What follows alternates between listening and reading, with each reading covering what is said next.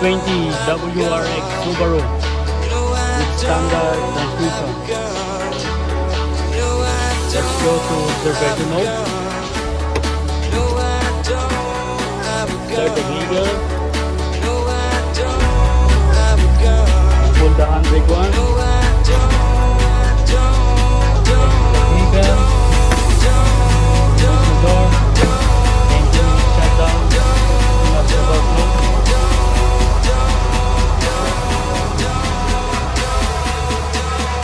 Fog lights on.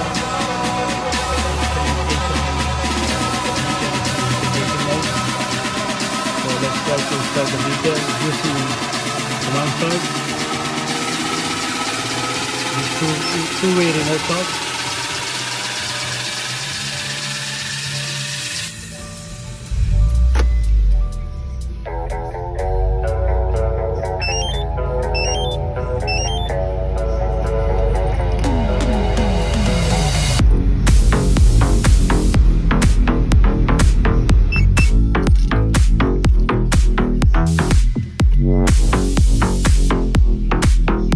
Also start using factory remote valve.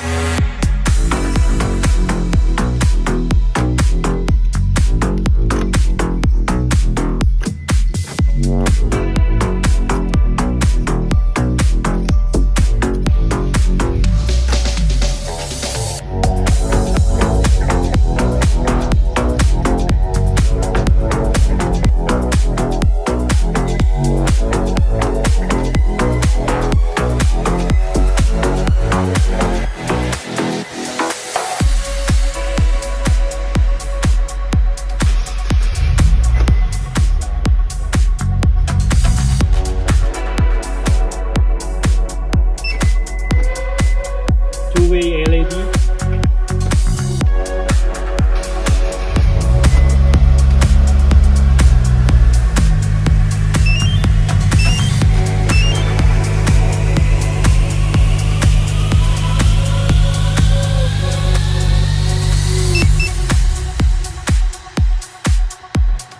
Okay, start.